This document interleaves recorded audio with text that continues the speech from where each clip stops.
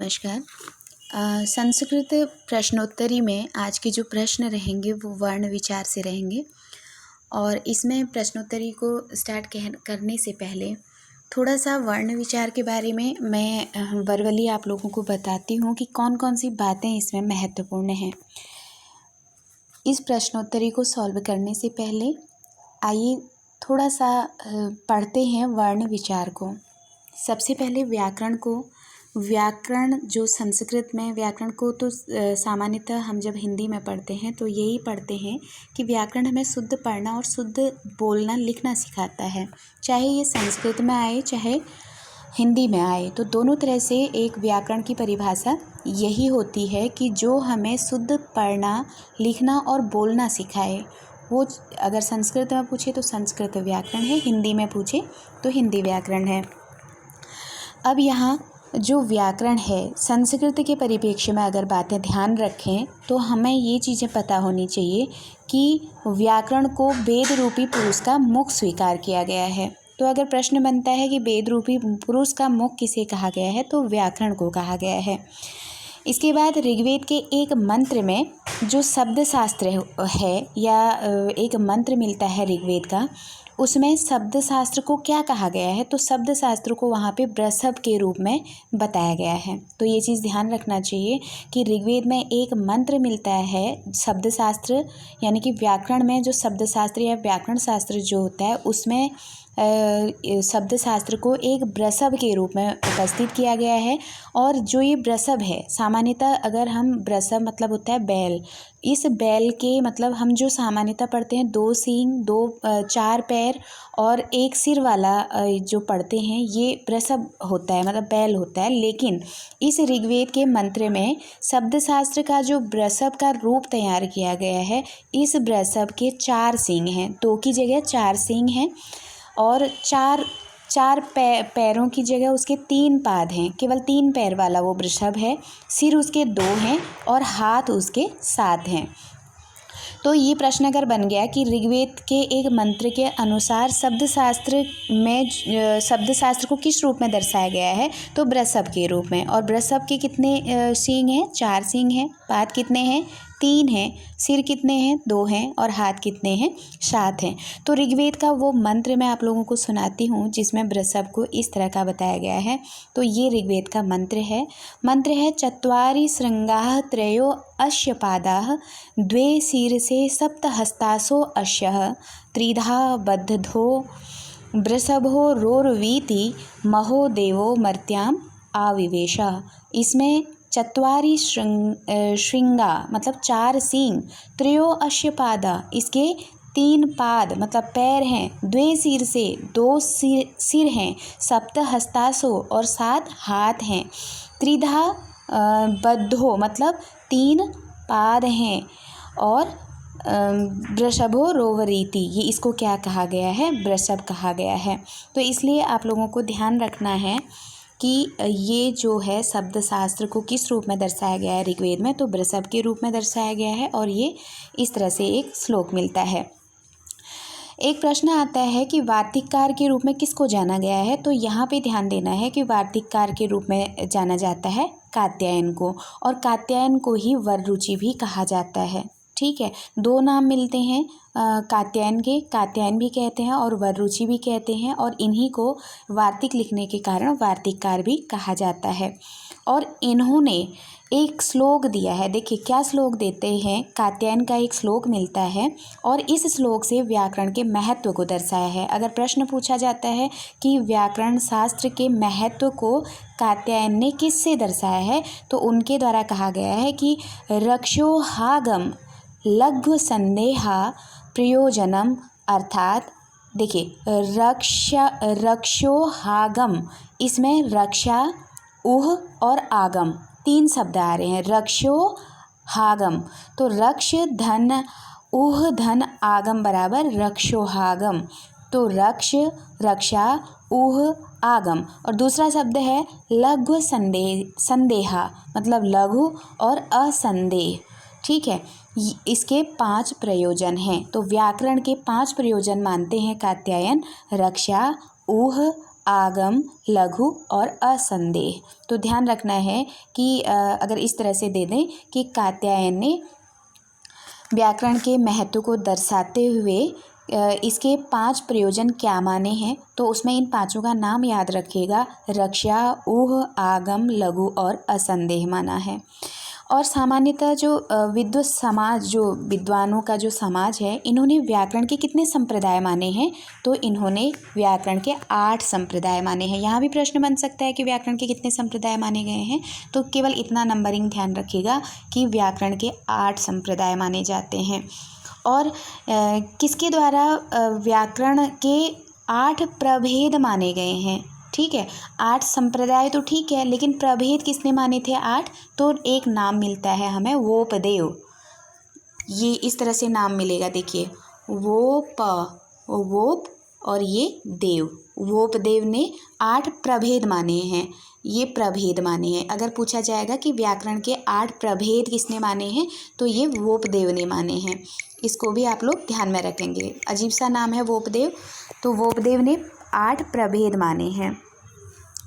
अब एक जो 8 व्याकरण मिलते हैं, जैसे इसमें एक श्लोक भी मिलता है, इंद्रश्चंद्रः काशकृतस्नापिशली साकटायं पाणिन्यमरजैनेन्द्रा जयन्तष्टादि शाब्दिका, ठीक है। ये एक श्लोक इसमें मिलता है। इस प्रकार जो 8 व्याकरणों में सबसे प्राचीन व्याकरण कौन है, हमने अभी पढ़ा कि 8 संप्रदाय, 8 व्याकरण, 8 प्रभेद मिलते हैं, तो इनमें सबसे पुराना व्याकरण कौन माना जाता है, तो एक नाम आपको ध्यान रखिएगा कि सर्व प्राचीन जो व्याकरण है 8 व्याकरणों में, वो ऐन्द्रीय व्याकरण माना जाता है। ऐन्द्र व्याकरण, इसका नाम हमें याद होना चाहिए। सबसे पुराना और सबसे प्राचीन व्याकरण है ऐन्द्र व्याकरण, ठीक है। और एक ग्रंथ आ रहा है ऋक्तंत्रम, इसको मैं लिख करके आप लोगों को दिखाती हूँ, क्योंकि ये ग्रंथ है तो इसका हमको पता होना चाहिए ये किसका लिखा हुआ है।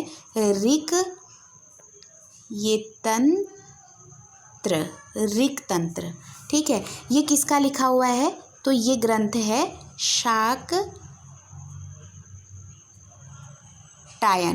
ये शाकटायन का ग्रंथ मिलता है, ठीक है। तो यहाँ एक प्रश्न पूछा जा सकता है कि ऋक्तंत्र किसकी रचना है, तो शाकटायन की ये रचना है। शाकटायन ने ऋक्तंत्र में बताया है, क्या बताते हैं शाकटायन, एक बहुत अच्छा इनका कोटेशन है कि व्याकरण शास्त्र का कथन, जो व्याकरण शास्त्र का कथन था, सर्वप्रथम ब्रह्मा जी हुए थे, इन्होंने बृहस्पति को से किया था।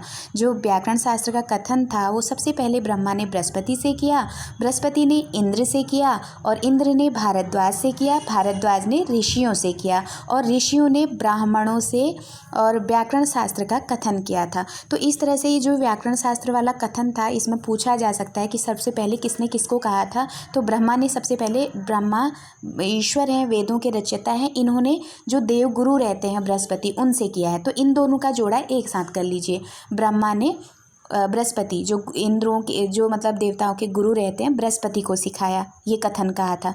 अब बृहस्पति की बारी आई, बृहस्पति किसको सिखाएंगे, ये आपको काकभुसुंडी वाला जो हम पढ़ते हैं ना, तुलसीदास के वो पंचायती घाट वगैरह, उसमें जैसे शिव ने पार्वती से कहा, भारद्वाज ने उससे कहा, इसी तरह का ये यहाँ पे मिल रहा है कि सबसे पहले व्याकरण का जो कथन होता है वो ईश्वर, तो ब्रह्मा यहाँ पे आएंगे, ब्रह्मा ने सबसे पहले देवगुरु जो रहते हैं बृहस्पति, उनको सुनाया। तो एक जोड़ा ये हो गया। अब बृहस्पति को सुना दिया तो बृहस्पति पे को भी तो किसी को सुनाना पड़ेगा, तो बृहस्पति ने इंद्र को चुन लिया। अब बृहस्पति के पास क्या है, देवगुरु हैं, तो सब इंद्र वहाँ पे स्वर्ग के राजा माने जाते हैं, तो बृहस्पति ने इंद्र को ये कथन सुना दिया। अब इंद्र किसको सुनाए, तो इंद्र ने भारद्वाज को सुनाया। अब भारद्वाज को जब इंद्र सुनाए थे तो भारद्वाज ने क्या किया, ब्राह्मणों को सुनाया। अब जब ब्राह्मणों को भारद्वाज ने ऋषियों को सुनाया। इंद्र ने जब भारद्वाज को ये व्याकरण का कथन सुनाया, तो अब भारद्वाज किसको सुनाएंगे, तो भारद्वाज ऋषियों के पास चले गए और इन्होंने ऋषियों को सुनाया। फिर ऋषि मुनि किसको सुनाएंगे, अब ऋषि जन जन तक पहुँचेंगे, तो ऋषियों को जन जन तक जाने से पहले ब्राह्मणों को सिखाया। तो इस तरह से ऋषियों ने ब्राह्मणों को सिखाया। तो एक एक जोड़ा करके अब हमें याद हो गया कि ब्रह्मा ने बृहस्पति को, बृहस्पति ने इंद्र को, इंद्र ने भारद्वाज को, भारद्वाज ने ऋषियों को, ऋषियों ने ब्राह्मण को ये व्याकरण का कथन सुनाया। ऐसा कहाँ पे वर्णन मिलता है? शाक्टायन के इस ऋक् तंत्र पे ऐसा वर्णन मिलता है, इसलिए इसको मैंने रखा रहा, ध्यान रखिएगा इसको। अब क्या आता है, सबसे पहले किस व्याकरण की सत्ता आती है? तो ये मैं बता चुकी हूँ कि ऐन्द्रीय व्याकरण सबसे पहले इसकी सत्ता चलती है। फिर इसके बाद जो तैत्तिरीय संहिता है उसमें भी यही उल्लेख किया गया है कि इंद्र से वाणी का व्याख्यान कीजिए, ऐसी प्रार्थना की गई थी। लेकिन आज दुर्भाग्य है, कहते हैं कि जो ये ऐन्द्रीय व्याकरण है ये उपलब्ध नहीं है। इसके बाद व्याकरण वेदांग का प्रतिनिधित्व करने वाले एकमात्र ग्रंथ अभी मिलता है, कहते हैं जो व्याकरण वेदांग का प्रतिनिधित्व करने वाला एकमात्र ग्रंथ ये कौन है? तो ये पाणिनि का व्याकरण है। और इसका क्या नाम है? तो अष्टाध्यायी इसका नाम है। तो ये चीज़ें हमको सामान्यतः व्याकरण से संबंधित जानकारी इतनी होनी चाहिए थी, तो हमने इसको सीखा। अब हमने जब पूछते हैं ना कि संस्कृत व्याकरण के कितने विभाग हैं, तो यहाँ पे एक प्रश्न ये बन सकता है कि संस्कृत व्याकरण के कितने विभाग हैं? तो संस्कृत व्याकरण के 5 विभाग होते हैं। वर्ण, अब ये चीज़ याद रखने वाली चीज़ें हैं, सारी महत्वपूर्ण हैं, इसलिए इसको ध्यान से सुनिए। एक एक प्रश्न इसमें बन सकता है। तो 5 विभाग इसमें होते हैं, उनके नाम देख लीजिए। वर्ण विचार, पद विचार, वाक्य विचार, चिन्ह विचार और छंद विचार, ये 5 इसके नाम हैं। अब यहाँ पे एक प्रश्न बनता है कि जैसे हम हिंदी में भी पढ़ते हैं कि वर्ण का लघुत्तम रूप क्या है, तो ध्यान रखिएगा कि वर्ण का जो लघुत्तम रूप होता है उसको या तो ध्वनि कहा जाता है, या अक्षर, या वर्ण, स्वयं वर्ण हो सकता है। तो इसको 3 रूपों में मिलता है। तो इसमें एक श्लोक दिया गया है कि वर्ण्यते अभिव्यंजने व लघुत्तमो ध्वनि येन सहवर्ण। तो इसको मतलब यहाँ पे एक सार्थक पद का वह लघुत्तम रूप जिसका खंड या टुकड़े न किए जा सकते हैं उसको वर्ण कहते हैं। और इसका हम ज़्यादा तो नहीं भी जानते हैं, क्योंकि अक्षर और वर्ण में लगभग कन्फ्यूजन होता है। इसलिए दोनों चीज़ें यहाँ पे बता के कहा गया है कि सार्थक पद का वह लघुत्तम रूप जिसका खंड या टुकड़े न किए जाते हैं वो वर्ण कहलाता है। और इसी वर्ण का दूसरा नाम अक्षर भी है, ठीक है। और अक्षर को डिफाइन करते हुए और पहले वर्ण को इन्होंने श्लोक के माध्यम से दर्शाया है कि वर्ण्यते अभिव्यंजते व लघुत्तमो ध्वनि येन सह वर्ण, ठीक है। वह जिसके द्वारा ध्वनि का लघुत्तम अंश व्यंजित किया जाता है उसे वर्ण कहते हैं। तो जो वर्ण है वो क्या है? ध्वनि का एक लघुत्तम अंश है, ठीक है। वही क्या कहलाती है? वर्ण कहलाती है। अब इसको वर्ण को समझिए कि वर्ण और अक्षर एक जैसे के, थोड़ा सा इसमें अंतर मिलता है। जब हम क बोलते हैं तो इसमें स्वर मिल के आता है, ये वर्ण है, इसको हम लिख लेते हैं। क को जब हम लिख लेते हैं उसमें से अ को हम हटाते नहीं हैं, तो ये वर्ण है। लेकिन आप इसमें से अगर उसमें से अगर अ को आप हटा देते हैं और जो हलंत रूप में रह जाता है हमारे पास शेष, वो अक्षर है। उसको आप फिर तोड़ना चाहो तो नहीं तोड़ सकते हो। अ अक्षर है क्योंकि अ को आप नहीं तोड़ सकते हैं। अगर हलंत वाला क आपके पास आ गया है, क्योंकि अक्षर की डेफिनेशन यही कहती है कि न शरः शरणम यस्मात् तद अक्षरम, अर्थात ध्वनि का वह लघुत्तम रूप अक्षर है जिसका खंड नहीं होता। अब कौन सा? अगर क आपने उसमें स्वर मिलाया हुआ है उसको तो हम खंड कर सकते हैं, क हलंत वाला निकाल के अ बाहर कर सकते हैं, लेकिन वो वर्ण है, उसमें से हमने अ बाहर निकाल दिया। लेकिन अगर आप इसी को अक्षर कहते हैं तो अक्षर ऐसा शब्द है जो हलंत में आपके पास आ रहा है, न शरः शरणम यस्मात् तद अक्षरम, उसको आप तोड़ नहीं पाएंगे। अगर क आपके पास हलंत के रूप में आ रहा है तो आप इस क को नहीं तोड़ सकते हैं, ये क्या है? अक्षर है। तो यानी कि एक तरह से वर्ण और अक्षर लगभग एक तरह से कह सकते हैं कि ये समान होते हैं। तो अगर प्रश्न में वर्ण है तो हमको वर्ण चयन करना है, अगर वहाँ पे वर्ण न हो के अक्षर है तो हमको अक्षर को टिक करना है, दोनों यहाँ पे नहीं होंगे। अब इसके बाद जो मोस्ट प्रश्न बनता है वो ये बनता है कि संस्कृत वर्णमाला में कौन सी मतलब उच्चारण की संपूर्णता की दृष्टि से विश्व की सभी समर्थ भाषाओं में सर्वोपरि भाषा कौन सी है? तो संस्कृत सर्वोपरि भाषा है उच्चारण की संपूर्णता की दृष्टि से। ठीक है, इसको पूरे विश्व में समर्थ भाषाओं में संस्कृत को सर्वोपरि कहा गया है उच्चारण की संपूर्णता के आधार पर। अब दूसरी बात देखिएगा कि संस्कृत वर्णमाला में कितने वर्ण होते हैं। अब हिंदी देखिए, हिंदी वर्णमाला और संस्कृत में थोड़ा बहुत अंतर आ जाता है। इसको आप संस्कृत, क्योंकि आपका हिंदी व्याकरण भी लगा हुआ है और संस्कृत व्याकरण भी आ रहा है, तो इसलिए दोनों को जरा सी चूक से गड़बड़ हो सकता है। तो हिंदी जो संस्कृत वर्णमाला है, इसको मैंने बहुत किताबों में देखा तो कहीं पे 49 और कहीं पे 50 वर्ण यहाँ पे मिल रहे हैं।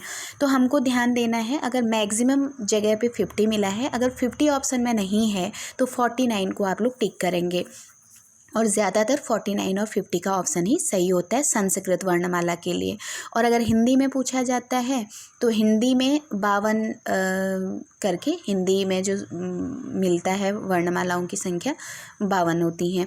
अब यहाँ पे कौन सी चीज़ें हम देखेंगे कि स्वर कैसे हैं। ठीक है, स्वर और व्यंजन को मिला के एक बार आपको पढ़ के बताते हैं कि स्वर कितने हैं। तो स्वर यहाँ पे 13 होते हैं, जबकि हिंदी में 11 ही स्वर होते हैं।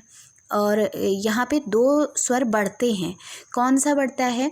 एक री बढ़ता है और एक री के नीचे और एक री होकर के आता है ना। जब हम अ ई सामान्यतः हिंदी में पढ़ते हैं तो अ आ ई उ री ए ऐ ओ औ इतना पढ़ते हैं हम। 1 2 3 4 5 6 7 8 9 10 11 हम इतने पढ़ते हैं हिंदी में। अ आ ई उ री ए ऐ ओ औ, ये 11 स्वर हो गए, हिंदी के हो गए। लेकिन जब संस्कृत की बात आएगी तो अ आ ई उ री, मतलब छोटा री, जैसे छोटा ऊ है फिर बड़ा ऊ है, वैसे ही छोटा री और फिर बड़ा री। बड़ा री में क्या होगा? एक उल्टा री की मात्रा और लगेगी।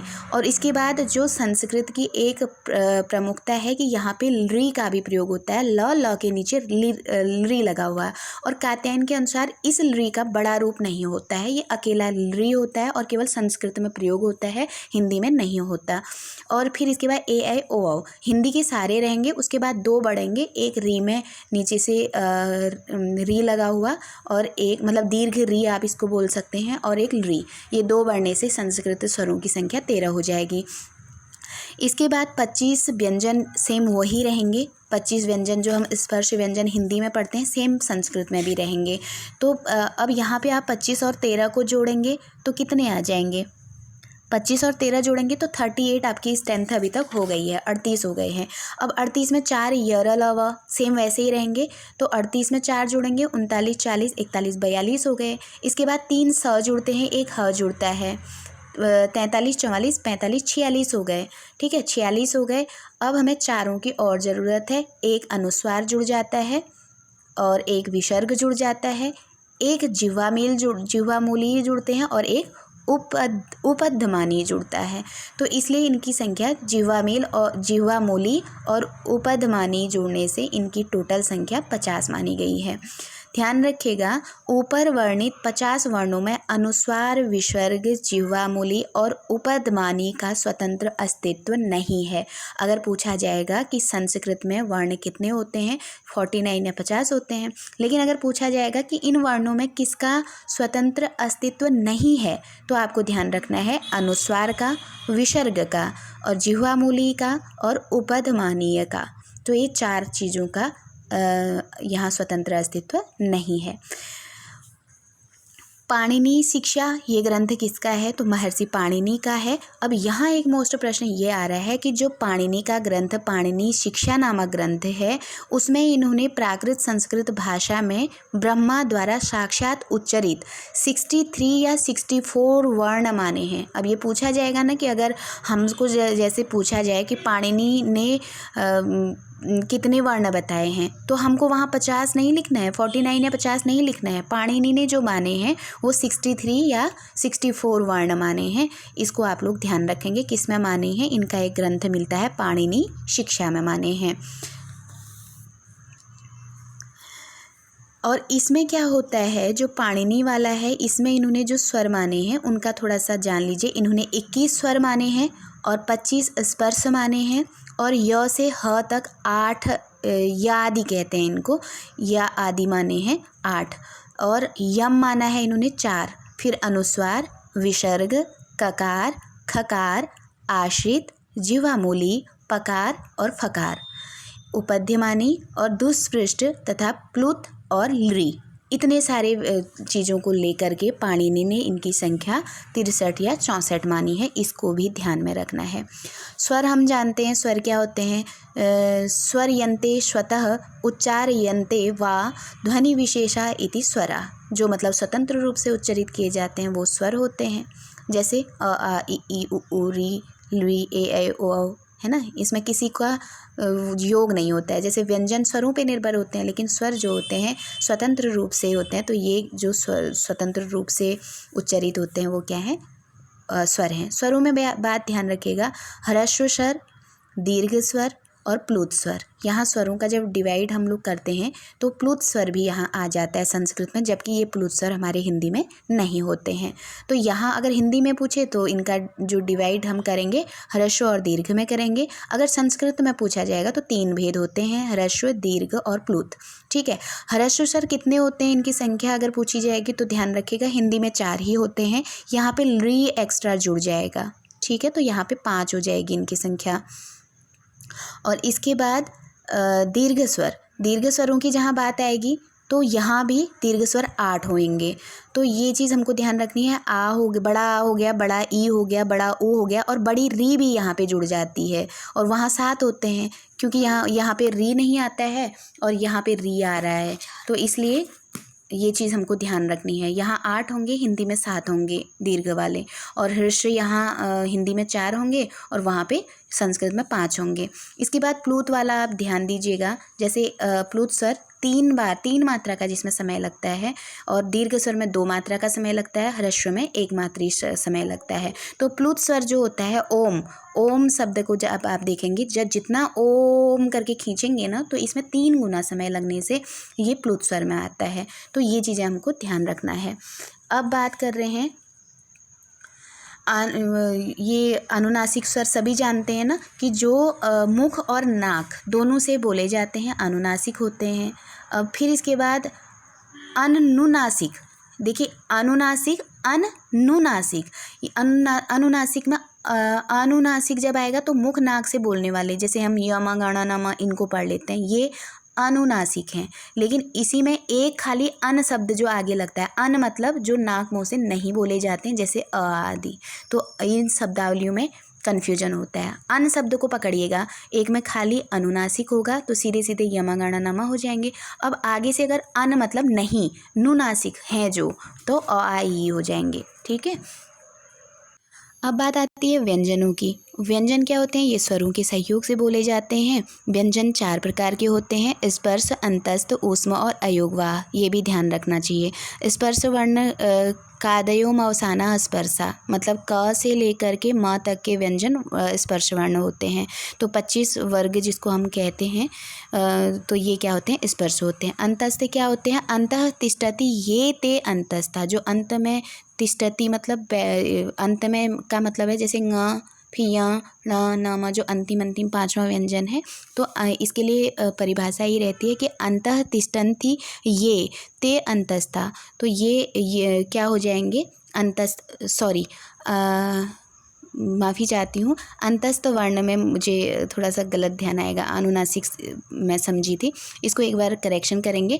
अंतस्थ वर्ण मतलब अंतः तिष्ठन्ति ये ते अंतस्था, अर्थात जो स्वर और व्यंजन के बीच में हो, है ना, वो अंतस्थ कहलाते हैं। जैसे यर लव ये अंतस्थ वर्ण है। ऐसे ही ऊष्म व्यंजन को आप जानते हैं कि जिसमें से गर्म हवा हमारे मुंह से बाहर आती है, ऐसे बोलते हैं तो उसमें से गर्म हवा जब बाहर आती है तो स ह इसको जब बोलेंगे तो एक हवा हमको बाहर आती है, ये ऊष्म व्यंजन हो जाएंगे। अयोगवाह क्या होते हैं, अनुस्वार। यहाँ पे देखिएगा, हम जब हिंदी में अयोगवाह पढ़ते हैं तो अनुस्वार और विसर्ग पढ़ते हैं, लेकिन जब संस्कृत में पढ़ेंगे तो अयोगवाह में अनुस्वार, विसर्ग, उपध्मानी और इसके बाद जिह्वामूली, ये 2 और जुड़ जाएंगे अयोगवाह में। इतना हमको ध्यान रखना है यहाँ पे। अब वर्णों का उच्चारण स्थान पूछा जाएगा कितना होता है, तो 7 जगह से इसका उच्चारण स्थान है। सीधे सीधे संख्या पूछी जाए ना कि वर्णों के उच्चारण स्थान कितना है, तो 7 है। कंठ, तालु, मूर्धा, दंत, ओष्ठ, नासिका, जीवा, मूल, तो इतना इसका हो गया।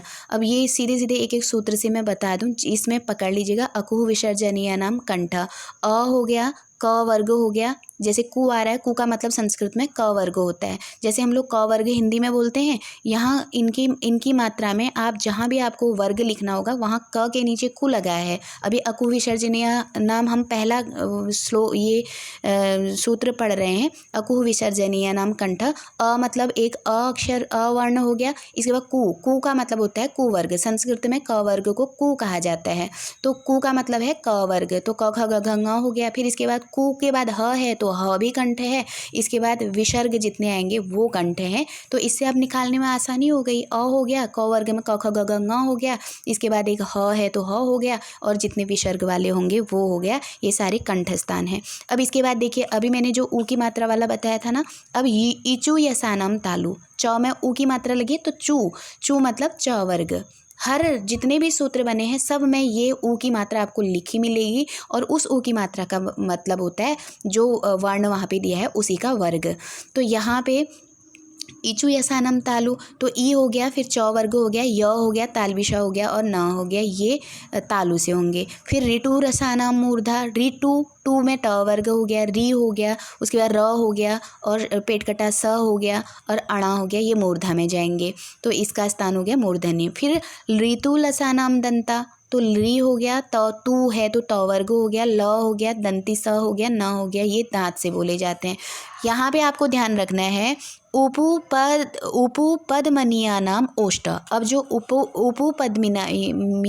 उपपदनीया नाम ओष्ठ होता है, जैसे इसमें उ आ गया, पू आ रहा है तो प वर्ग हो गया, और उसके बाद उपदमानी मतलब जिस प और फ को हम बोलते हैं उसके आगे अगर उल्टा चांद और फिर नीचे से भी उल्टा चांद बने, इनको उपदमानी। इसको ऐसे समझिएगा जैसे एक आधा ये बना हो, आधा ये बना हो, और ये प हो, ठीक है।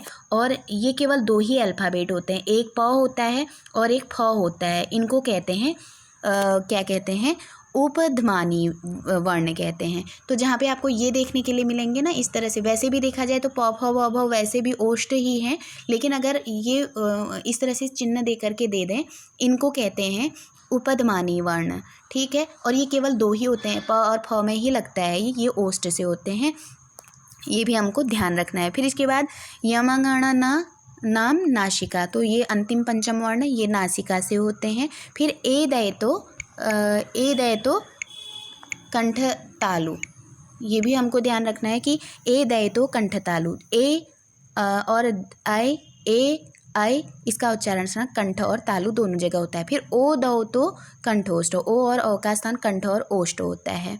अब एक बात यहाँ पे आपको बता दें कि ए और ओ जो होते हैं, इनको दीर्घाक्षर दीर्घधन अक्षर, दीर्घाक्षर और संध्य स्वर भी कहते हैं, क्योंकि इनको जोड़ के बनाया जाता है ना, संयुक्त स्वर जिसको कहते हैं, तो इनको ये भी कहते हैं, ध्यान रखिएगा। अब वकारस्य दंतोष्ठ, व का उच्चारण स्थान दांत और ओष्ठ रहता है। फिर नासिका अनुसार, जो नाक से आवाज़ आती है वो अनुस्वार का स्थान ले लेती है।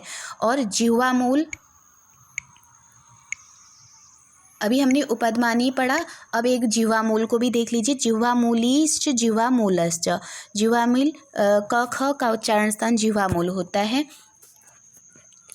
और इसको आप ध्यान रखेंगे कि ये जिह्वा मूल कहलाते हैं। तो क और ख, अगर जैसे मतलब मेरे कहने का मतलब जैसे हमने प भ उपध्मानी में पढ़ा ना, तो यहाँ पे क के आगे और ये ऐसा ही व्यंजन ख के आगे होगा, तो इनको क्या कहेंगे, जिह्वा मूल कहेंगे, ठीक। तो इनको आप लोग ध्यान रखेंगे। और इसका उच्चारण आधे विसर्ग जैसा होता है या 4 के अक्षर के पहले आता है। तो जो ये जिह्वा मूली होता है ये 4 में आता है, प में भी आएगा और फ में भी आएगा, तो ये आप लोग ध्यान रखेंगे, ठीक है। इसको कैसे लिखते हैं, थोड़ा सा इसको मैं आपको थोड़ा सा और समझाऊंगी कि ये कैसे आप इसकी पहचान करेंगे। जैसे जिह्वा मूली है ना, तो प फ में उपध्मानी आता है और जिह्वा मूल में क और ख आता है और चाँद जैसा दोनों में बना रहता है, बस इसको हमको ध्यान रखना है। जैसे शब्द है, एक शब्द बोल रही हूँ क, फिर ये ऐसे चिन्ह आ गया और करोती, है ना, ये दिया है और आपको पूछा गया कि इसमें पहचान करिए कि क्या है। इसका मतलब है क करोती का मतलब है कौन करता है ना। तो यहाँ पे जो ये क शब्द आया है इसके पहले ये चिन्ह आया है, तो क और ऐसे ही ख में आ गया। जैसे शब्द लिखती हूँ मैं खनती, है ना, खनती लिखा और इसके पहले मैंने ख से पहले ऐसे चिन्ह लगा लीजिए। तो ये ख के आगे अगर इस तरह से चिन्ह है ख और यहाँ पे ख, खनती, खनती मतलब जैसे मैं लिखूँ यहाँ पे क खनती, क खनती मतलब कौन खोदता है। तो यहाँ पर हम इसको देखेंगे और पकड़ना है। हम अगर पूछा जाएगा कि इसमें क्या है, कौन सा चीज़ इसमें देखने को मिल रही है, तो हमने केवल ये देखा है कि जब क और ख के आगे इस तरह से चिन्ह बने होंगे तो वो जिह्वा मूल होंगे। तो हम यहाँ पे लिखेंगे कि ये जिह्वा मूली हैं, ठीक है। तो हमने लिख लिया जिह्वा मूली हैं। अब इसी तरह आप लोगों को ध्यान रखना है। अब बताते हैं उपधमानी। एक मिनट, थोड़ा सा इरेज कर लें। ये आप लोग समझ गए हैं ना, जिह्वा मूल ये क और ख पे होता है, ठीक। क और ख से पहले आधा चंद्रमा ऊपर आधा चंद्रमा नीचे होगा, तो उसका मतलब है कि ये जिह्वा मूल है। अब ऐसे ही अब मैं बताऊं तो एक जैसे मैंने लिखा राम, फिर मैंने इसी तरह का चाँद वाला जो लगाया साइन, इसको लगाया, फिर मैंने लिखा पचती, है ना। तो ये मैंने पचती लिखा। अब यहाँ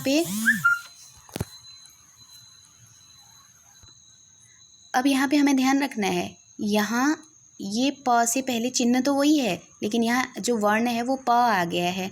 और ऐसे ही फिर एक और लिखती हूँ वृक्ष, फिर मैंने चिन्ह लगाया और फिर मैंने लिखा फलती, है ना। ये अब ये जो प फ को लेकर के जब प फ आ रहे हैं और इससे पहले वैसा ही चिन्ह है, तो ये हो जाएंगे उपधमानी, उपधमानी। तो आप लोगों को ध्यान रहेगा। और सबसे बड़ी जो याद रहने वाली बात है, एक को याद कर लीजिए।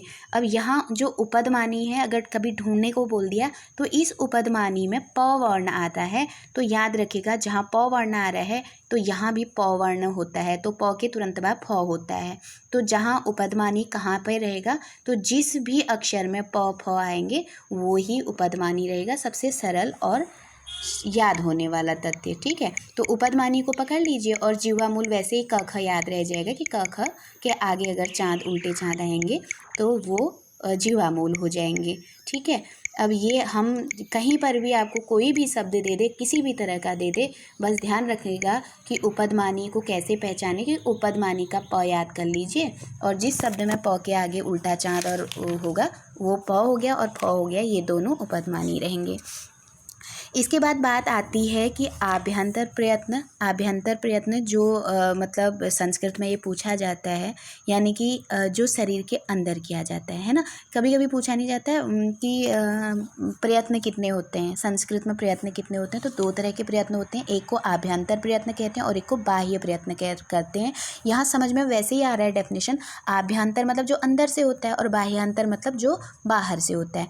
तो आभ्यंतर में बस अभी मैं बताऊंगी नहीं कि इसमें कौन कौन से होते हैं, बस केवल इतना जान लीजिए कि स्पृष्टम होता है एक, दूसरा होता है ईषद स्पृष्टम, तीसरा होता है ईषद विवर्तम, चौथा होता है विवर्तम और पांचवा होता है संवर्तम। तो ये पांच क्या होते हैं, आभ्यंतर प्रत्यय होते हैं, ठीक है। आभ्यंतर प्रत्यय कितने होते हैं, स्पृष्टम, ईषद स्पृष्टम, ईषद विवर्तम और संवर्तम। तो यहाँ पे हमको ध्यान देना, जो स्पृष्टम है उसमें स्पर्श व्यंजन आते हैं। अगर सीधे सीधे आपसे पूछ लिया स्पृष्टम में क्या क्या आते हैं, तो 25 वर्ण आते हैं। क ख ग घ ङ छ छ ज झ ञ ट ठ ड ढ ण त थ द ध न प फ ब भ म, यहाँ तक जो 25 होते हैं ये स्पृष्टम होते हैं।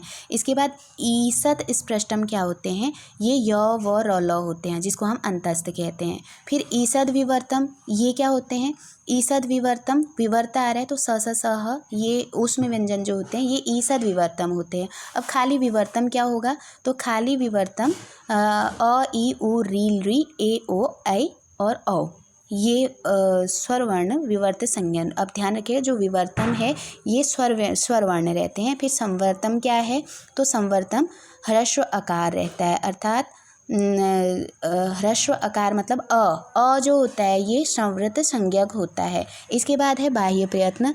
बाह्य प्रयत्न क्या होते हैं, बाह्य का अर्थ होता है बाहरी, तो बाह्य प्रयत्न वह प्रयास है जो अनुभव, तो बाह्य का अर्थ होता है बाहरी और बाह्य प्रयत्न वह प्रयास है जो अनुभव किया जा सकता है, जिसमें विवार, संवार, श्वास, नाद, घोष, अघोष, अल्पप्राण, महाप्राण, उदात्त, अनुदात्त, स्वरित ये 11 भेद आते हैं। तो इसी तरह से हम विवार, श्वास, अघोष जो होते हैं इसको बाद में देखेंगे। अब देखते हैं इन्हीं से जो संबंधित प्रश्न हैं उनको थोड़ा सा देख लीजिए कि किस तरह से ये प्रश्न है। तो पहला प्रश्न है कि लघुतम ध्वनि कथ्यते। लघुतम, इसको सीधे सीधे फटाफट मैं आंसर बता देती हूँ क्योंकि जितना भी मैंने अभी पढ़ा है इसी से ये प्रश्नोत्तरी है। तो लघुतम ध्वनि कथ्यते वर्ण, शब्द, वाक्य, वाक, तो इसमें आंसर हो जाएगा वर्ण। इसमें वर्ण पहला वाला ए वर्ण मतलब सही हो जाएगा। दूसरा देखिए संस्कृत वर्णमाला कति वर्णा सन्ति, तो यहाँ पे हो जाएगा 49 से 50 दोनों आ सकते हैं। फिर तीसरा प्रश्न है महर्षि पाणिनि विचारानुसार संस्कृत वर्णमाला कति वर्णा सन्ति, तो पाणिनि ने जो संख्या बताई वो 63 से 64 बताई है। संस्कृत वर्णमाला ह्रस्व स्वरस्य संख्यानि, जो इसमें ह्रस्व स्वरों की संख्या होती है संस्कृत में तो वो 5 होती है। इसके बाद संस्कृत वर्णमालाया दीर्घ स्वरस्य संख्या अस्ति, तो यहाँ पे 8 संख्या होती है। एक मात्रिक वर्ण कथ्यते, एक मात्रा वाला वर्ण कौन कहलाता है, ह्रस्व कहलाता है। द्विमात्रिक वर्ण कथ्यते, तो क्या कहलाता है, दीर्घ कहलाता है। ओम वर्ण कति मात्रिक संति, तो 3 मात्रिक त्रिमात्रिक कहलाता है। फिर इसके कादयो मावसाना वर्णा संति, कादयो मावसाना वर्णा संति स्पर्शा, तो यहाँ पे ध्यान रखना है ये क्या होते हैं, स्पर्श होते हैं। फिर है निर्दिष्टेषु स्पर्शः का, तो यहाँ पे होगा निर्दिष्टेषु स्पर्श म ध्वनि आएगी। अधो निर्दिष्टेषु स्पर्शः का, तो ये हो जाएगी क, ये होगी क। और फिर अधो निर्दिष्टेषु तालव्य वर्ण का, तो इसमें आंसर हो जाएगा ज, त थ द ध च छ ज, तो ज जो इसमें है ये तालु है। फिर इसके अधो निर्दिष्टेषु कंठ वर्ण का, तो कंठ वर्ण कौन सा है, तो ग इसमें कंठ वर्ण हो जाएगा। फिर इसके बाद तालवेषु अंतर्भवति, तालवेषु अंतर्भवति श, जो स ध्वनि आई है ये तालव्य है। जिह्वामूली वर्ण कस्ति, जिह्वामूल कौन सा वर्ण है, तो क है। इसके आगे उस तरह का निशान भी आपको याद रखना है। फिर इसके बाद है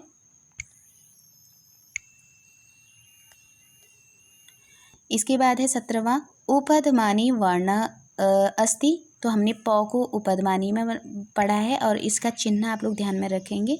फिर इसके बाद 18वां है व्यंजन वर्णे कति मात्रा भवति, जो व्यंजन होते हैं क ख ग घ, इसमें मात्रा कैसी होती है, तो अर्ध मात्रा होती है। स्वतः उच्चार्यत इति, जो स्वतः ही उच्चारित होते हैं वो क्या कहलाते हैं, स्वर कहलाते हैं। समान स्वर युग्म अस्ति, जो समान स्वर हैं वो क्या हैं, तो अ और आ समान स्वर कहलाते हैं। च वर्ण कुत्र अंतर्भवति, जो च वर्ण है वो किसके अंतर्गत होता है, स्पर्श के अंतर्गत आता है। मूर्धन्येषु अंतर्भवति, जो मूर्धन्य है वो किसके अंतर्गत आता है, मूर्धन्येषु अंतर्भवति, तो ये जो पेट कटा वाला स ये मूर्धन्य के अंदर आता है। ह्रस्व स्वर अस्ति, जो ह्रस्व स्वर है वो कौन सा है, तो अ है। ह्रस्व स्वर नास्ति, ह्रस्व स्वर नहीं है। सॉरी ये वाला ए वाला नहीं है ना। अ ई और ऊ तो ह्रस्व स्वर है, ये नास्ति पूछा है तो नहीं है, तो ए नहीं है यहाँ पे। और फिर ह्रस्व स्वर नास्ति, अब ह्रस्व स्वर नहीं है, अ है, ई है, ली है और ऐ नहीं है, यहाँ भी ऐ नहीं है। दीर्घ स्वर अस्ति, दीर्घ स्वर कौन सा है, तो जो री में ये जो री बनी है और इसके नीचे से फिर एक ऐसे लगा हुआ है, ये दीर्घ री बोलते हैं इसको ना। तो दीर्घ स्वर अस्ति कौन सा है, तो ये री वाला स्वर दीर्घ है। अंतस्थ वर्णा कथ्यते, अंतस्थ वर्णन कौन कहलाते हैं, ए वाला ऑप्शन सही है, य और ल व कहलाते हैं। ऊष्म वर्णा संति, ऊष्म वर्ण कौन है, जिससे गर्मी बाहर निकलती है, स। फिर इसके बाद कंठ वर्णा संति, कंठ वर्ण कौन है, अ आ और क, ये कंठ वर्ण है। फिर अब इनको भी जान लीजिए, ई, ये तो ई च ये तालु है, री ये मूर्धा है, री त और थ ये री तालु है, नहीं दंते है, तो यहाँ पे री वाले को ध्यान रखिएगा, ये दंते हैं। फिर इसके बाद च वर्गस्य उच्चारण स्थान, च का उच्चारण स्थान क्या है, च का उच्चारण स्थान है तालु, च छ ज झ य ये तालु से होते हैं। ए ऐ वर्णयो उच्चारण स्थान भवन्ति, और ए ऐ का उच्चारण स्थान क्या है, कंठ तालु है, कंठ तालु। फिर इसके बाद आगे देखते हैं, प ध्वनि उच्चारण स्थान, प है कि क्या है, श है, पेट कटा हुआ स, ये वाला पेट कटा स है, इसको देखिएगा। श ध्वनि उच्चारण स्थान का अस्ति, तो स जो है वो मूर्धा रहता है। नासिका उच्चारण स्थान नास्ति, नासिका का उच्चारण स्थान नहीं है, तो कौन सा नहीं है, य ङ म ड, तो कौन सा नहीं है इसमें पूछा गया है, इसमें डी ड डमरू जो है ये है, लेकिन होता कौन सा है, ये जिसके पीछे बिंदी लगी रहती है ये वाला होता है नासिका, ये ड के नीचे हलंत लगाए इसलिए नहीं है। ओष्ठस्य वर्ण कथ्यते, ओष्ठ वर्ण किसको कहते हैं, देखिए उ जो है ये ओष्ठस्य वर्ण। न ध्वनि उच्चारण स्थान दंतानामतिरिक्तः अस्ति, न ध्वनि जो न ध्वनि है इसका उच्चारण स्थान क्या है कह रहे हैं, तो नासिका है, न, ठीक है। दंतानाम अतिरिक्ते अस्ति, दांतों तो दांत में तो है, उसके अलावा कौन सा है, तो नासिका भी है, ठीक है। जैसे हम त थ द ध न पढ़ते हैं ना, तो त थ द की पूरी लाइन दंत पे आती है, तो दंत तो वो है ही, दंत के अलावा वो कौन सी है, तो नासिका भी है, इसलिए दोनों न में दोनों उच्चारण स्थान नासिका और दंत याद रखेंगे। अग्रिम वर्ण क, अग्रिम वर्ण कौन सा रहेगा, तो ख फ छ ठ थ है ना, ये वो पढ़े होंगे ना, क्या कहते हैं, शिव सूत्र जिनको कहते हैं, तो उसी में आता है ना, अ ऊणा री क एओंग अयोच हयवर ट वाला, उसी में ख फ छ ठ थ छ ट त च ट त व, इस तरह से बनता है, तो इसमें थ वाला भरा जाएगा, ख फ छ ठ थ च ट त व, इस तरह से होता है ये। फिर एषु अल्प प्राणा अस्ति, 37वां प्रश्न है, एषु अल्प प्राणः अस्ति क क्या है इसमें, अल्प प्राण है।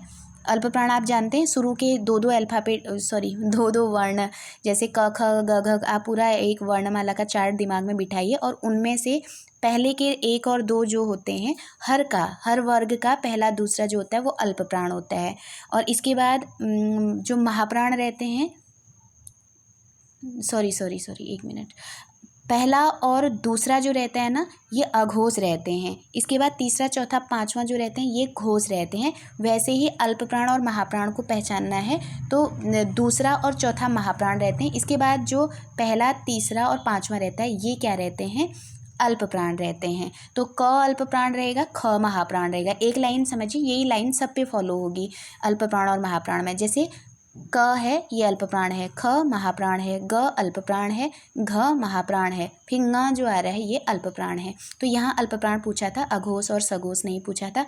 यहाँ पे अघोष और सघोष भी ध्यान रख लीजिएगा। सारे वर्णमाला में पहला और दूसरा जो वर्ण रहते हैं ये अघोष रहते हैं, इसके बाद जो शेष रहते हैं वो सघोष रहते हैं। तो यहाँ पे महाप्राण अस्ति, महाप्राण कौन सा है, तो अगले में क ख ग घ य पूछा है, तो ख वर्ण जो है ये महाप्राण है। फिर है विसर्जनीय नाम कंठ, तो अकुः विसर्जनीयानां कंठ। लृ ध्वने उच्चारण स्थाना भवति, लृ का उच्चारण स्थान तालु रहता है। व वर्णस्य उच्चारण स्थानम वर्धते, व का क्या रहेगा, व का रहेगा दंतोष्ठ, व दंतोष्ठ है। अकारस्य उच्चारण स्थान अस्ति, अकार का उच्चारण स्थान क्या रहता है, कंठ रहता है, ठीक है। अकारस्य वो उच्चारण स्थान है कंठ। अब जो मैं आप लोगों को बता रही थी ना कि जिस तरह से चिन्ह दे के पूछते हैं, देखिए ये दो चिन्ह और ख कथ्यते, दो चिन्हों के साथ ख। अब ध्यान रख लाइए कि क और ख के साथ क्या था और प और फ के साथ क्या होता है। प किस में आता है, उसके नाम में भी प आता है ना, तो उपदमानी, तो ये उपदमानी तो नहीं है। अब यहाँ पे हम कर देंगे जिह्वामूल को, तो यहाँ पे जिह्वामूल हो जाएगा। इचु यशानाम की स्थाना, तो इचु यसानाम, इचु यसानम तालु। फिर इसके बाद समीचीना तालिका चिनुत, तो स्पर्श सल स्वर क वर्ण, तो समीचीनाम तालिका चिनुत, समीचीना जो ये तो इसमें समीचीना में स्पर्श व्यंजन आ जाएंगे। फिर इसके बाद होगा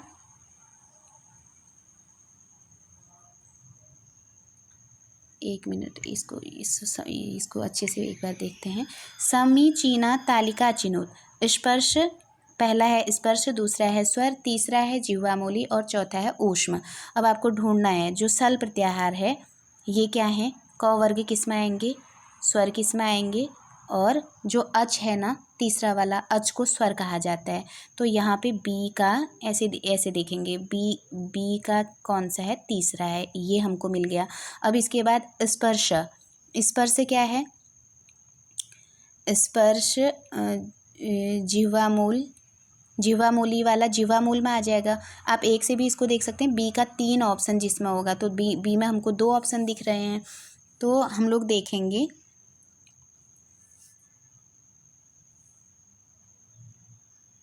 जो स्पर्श है, स्पर्श क वर्ग में आ गया, एक और हमको मिल गया। क वर्ग क्या है, स्पर्श है। स्पर्श व्यंजन होते हैं ना जो क से लेकर के जो 5 वर्ग रहते हैं ये स्पर्श रहते हैं। तो ए का हमको 2 वाला ढूंढना है, तो ए का 2 वाला हमको मिल गया है, तो इसका पहला ऑप्शन सही हो जाएगा 2 3 4 1। अब इनको देख लीजिए, स्पर्श मतलब क वर्ग, स्वर मतलब 3, स्वर मतलब अच हो गया, और जिह्वामूल मतलब चौथा ऑप्शन जिह्वामूल मूलम हो गया, और ऊष्म मतलब शल प्रत्याहार हो गया।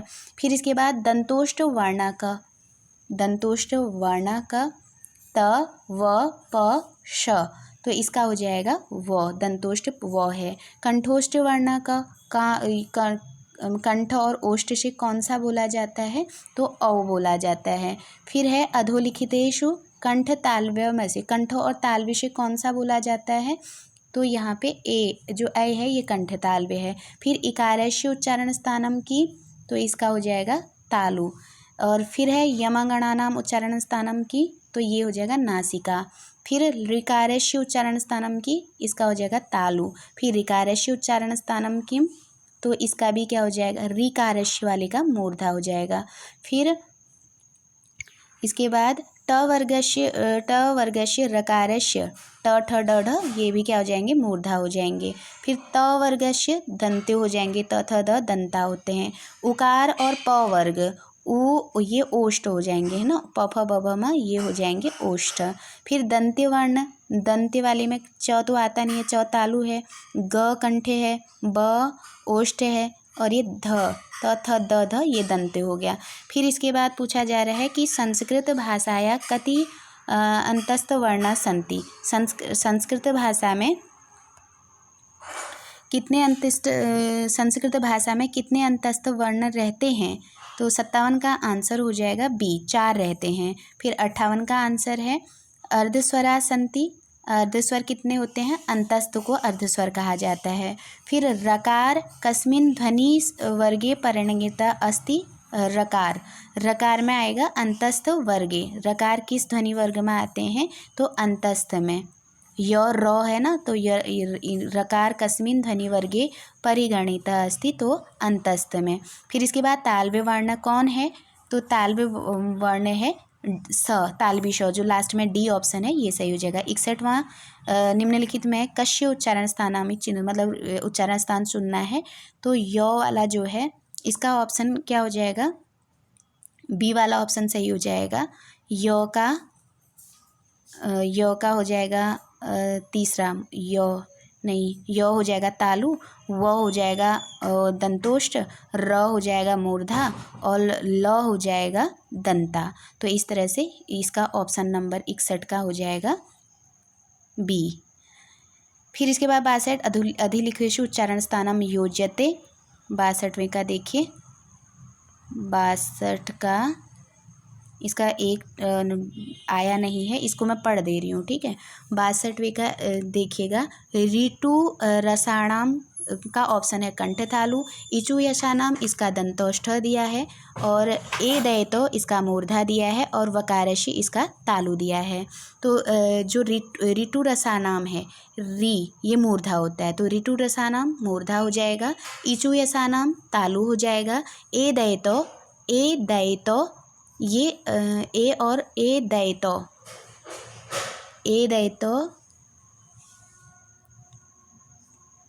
ए ऐ कंठोष्ठ ना, सॉरी ये दंतोष्ठ कंठ, ए दयतो ए ऐ कंठ तालव्य होना चाहिए, इसमें एक ऑप्शन गलत लग रहा है, कंठ तालव्य।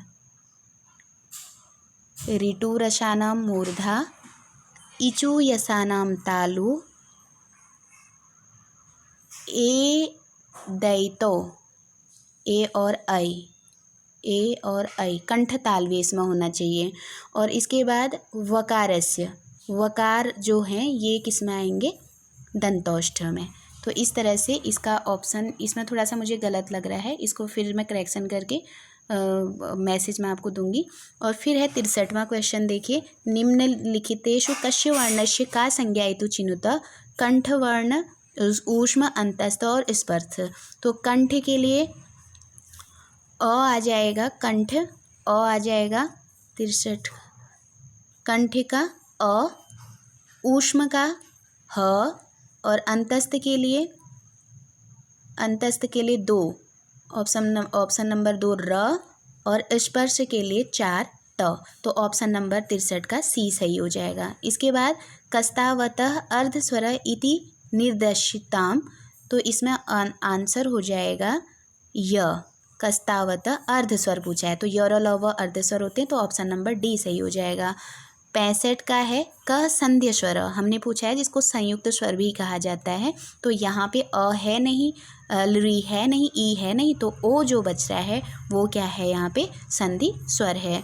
इसके बाद स्पर्श वर्णा कौन से होते हैं, तो कादयो मावसाना ये जो होता है ये स्पर्श व्यंजन होते हैं। इस तरह से 66 प्रश्न जो हैं ये वर्ण से संबंधित हमने कंप्लीट कर लिए हैं।